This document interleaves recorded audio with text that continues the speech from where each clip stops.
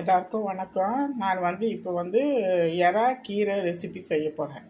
அது நீங்கள் செஞ்சே இருக்க மாட்டீங்க. நீங்கள் வீட்டில் செஞ்சு பாருங்கள். அது குழந்தைங்களுக்கு நீங்கள் டிஃபனில் நீங்கள் கட்டி கொடுத்தீங்கன்னா அது அப்படியே காலி ஆகிட்டு வந்துடும். கீரை சாப்பிடாதவோ இந்த மாதிரி செஞ்சு கொடுத்தா சூப்பராக சாப்பிடுவாங்க. அதுக்கு தேவையானது நான் சொல்கிறேன். எறா வச்சுருக்கேன். இது ஒரு 4 கிலோ எறா இருக்குது. 4 கிலோ எறா க்ளீன் பண்ணி இதெல்லாம் வச்சுருக்கேன்.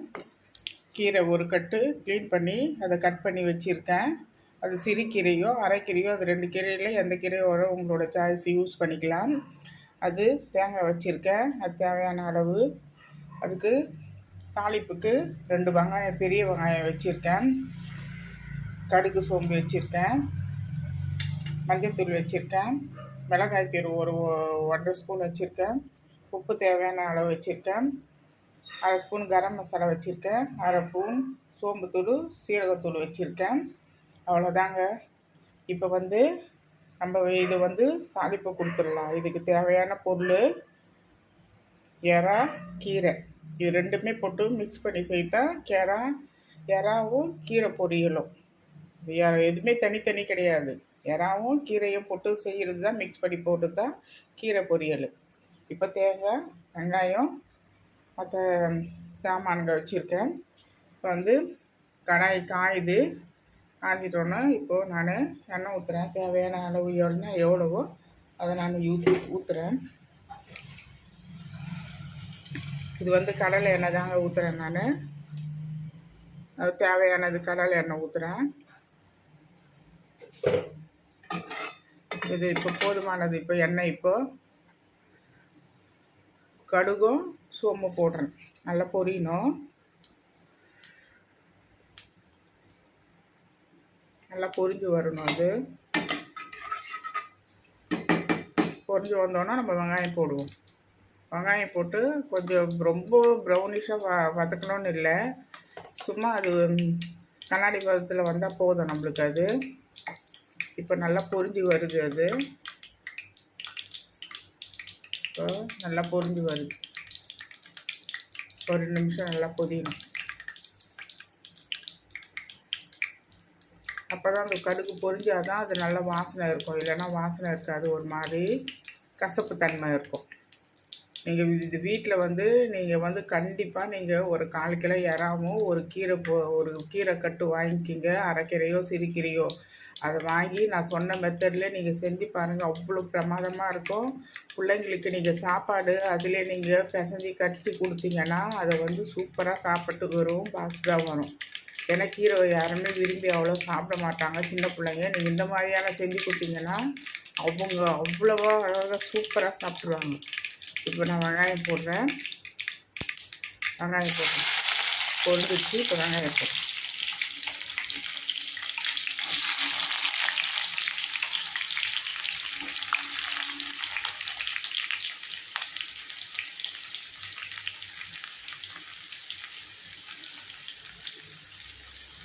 இப்போது நல்லா வதங்கணும். வெங்காயம் நல்லா வதங்கட்டும்.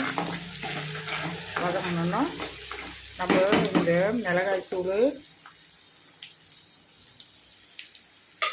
மிளகாய்த்தூள், மஞ்சத்தூள், இந்த மசாலா, உப்பெல்லாம் இருக்குது இல்லையா, அதெல்லாம் நம்ம அதில் கொட்டி நல்லா தரவுனோம்னா அது கொஞ்சம் கலர் வரும்.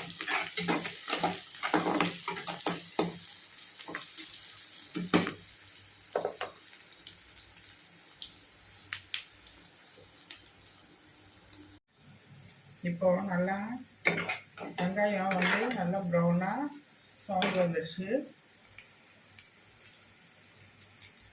சவுண்ட் வந்துட்டோன்னா இப்போ நம்ம இது கூடயே தேங்காய் போட போகிறோம்.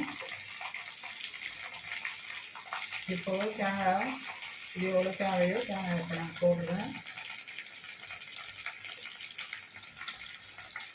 தேங்காய் போட்டு நல்லா அது வதக்கணும். அந்த பச்சை இருக்கும் இல்லை, அந்த பச்சை போகணும். தேங்காய் போட்டோம்னா அந்த பச்சை இது போயிடணும். இப்போது தேங்காய் போட்டு நல்லா அதில் அப்படி சவக்க இந்த மாதிரி வறுத்து எடுக்கணும்.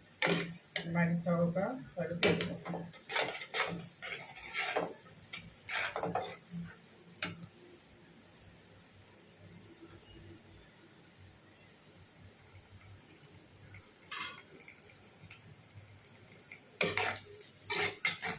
நல்லா சவுண்டு வருது பாருங்கள்.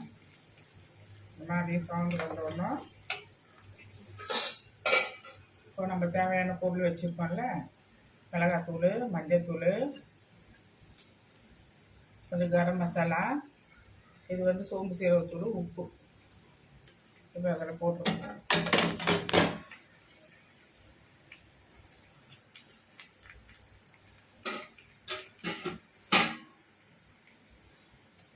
போட்டுட்டு இது கலர் வேணும்.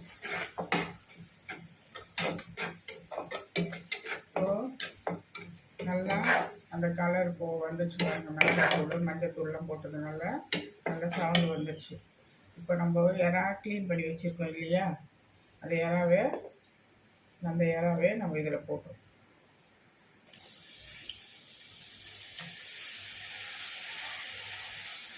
இறா போட்டு இறா நல்லா வதங்கணும். 2 நிமிஷம் அந்த தண்ணி விடணும். தண்ணி விட்டு நல்லா வதங்கணும்.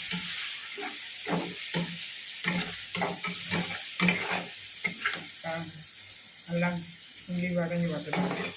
இது மாதிரி நல்லா வதங்கணும். இப்போ நம்ம ஒரு கட்டு கீரை வாங்கி கட் பண்ணி ரெடி பண்ணி வச்சுருக்கோம்ல, அந்த கீரையை நம்ம இதில் போட்டோம்.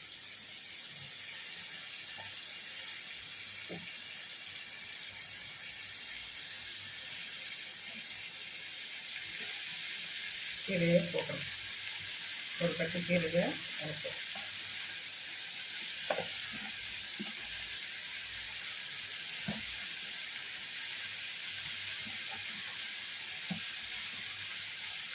ஒரு கட்டு கீரை போட்டுட்டேன்.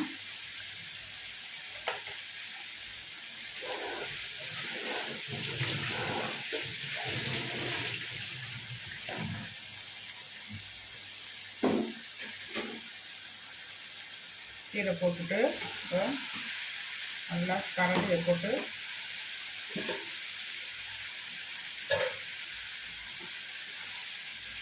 நம்ம நல்லா கரட்டி விடணும். இந்த அடியிலே தங்கிட்டு இருக்கோம் இறான்னா, அதனால் நம்ம இந்த இறால நம்ம கரட்டி விடணும். நல்லா அந்த கீரை வந்து அந்த எண்ணெயிலே வந்து வதங்கிடும். இப்போ நம்ம தண்ணி வேணும்னா அது தேவைக்கு சும்மா தெளிப்பு மட்டும் தான் குடிக்கணும். ரொம்ப ஊற்றிட்டோம்னா அது வந்து குழன்னு ஆகிடும். அதனால் வந்து நம்ம வந்து தெளித்து விடணும். தண்ணியை வந்து நம்ம அப்படியே தெளித்து விடணும். அவ்வளோதான். தெளிச்சுட்டு ஒரு 5 நிமிஷம் அதை சிம்மில் வச்சுட்டோம்னா நம்ம ஆஃப் பண்ணிடலாம். ஸோ இறா கீரை ரெசிபி ரெடி.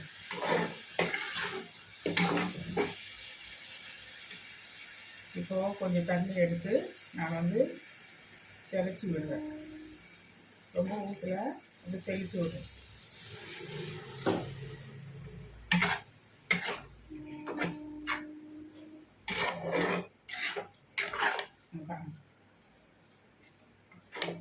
இறா கீரை ரெசிபி.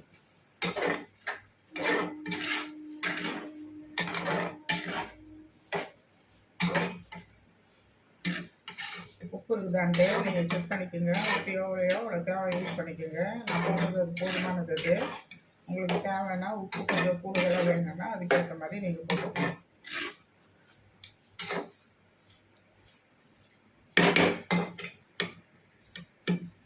இந்த இறா கீரை ரெசிபிக்கு நம்ம எண்ணெய் போட்டோன்னா முதல்ல கடுகு, கொஞ்சம் சோம்பு போட்டேன், அதுக்கப்புறம் வெங்காயம் போட்டேன்.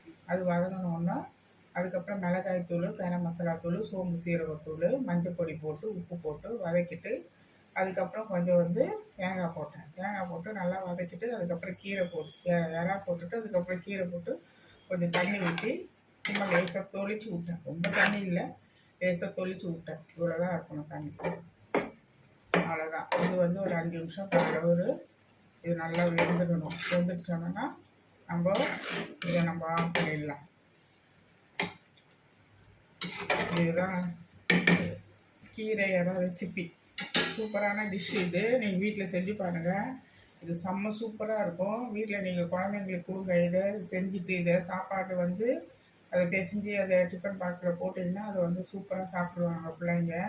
இந்த கீரை சாதம் சாப்பிட்டாதவங்க இந்த மாதிரி செஞ்சு கொடுத்தா சூப்பராக சாப்பிடுவாங்க. நீங்கள் வீட்டில் நீங்கள் ஒரு தடவை அதை செஞ்சு பாருங்கள். செம்ம டேஸ்ட்டாக இருக்கும் அது. நீங்கள் எதுவும் யோசிக்கலாம், என்னடா இது கீரை யாராவது போட்டு செய்கிறாங்களே அது எப்படி இருக்கும்ன்ட்டு. நீங்கள் ஒரு தடவை செஞ்சு பாருங்கள். அதுக்கப்புறம் இந்த டேஸ்ட்டே உங்களுக்கு பிடிச்சிட்டு பயங்கர பிரமாதமாக இருக்கும். இது வீட்டில் கண்டிப்பாக செய்யுங்க, செஞ்சு சாப்பிடுங்க. சூப்பராக இருக்குங்க. இதுதாங்க கீரை ரெசிபி.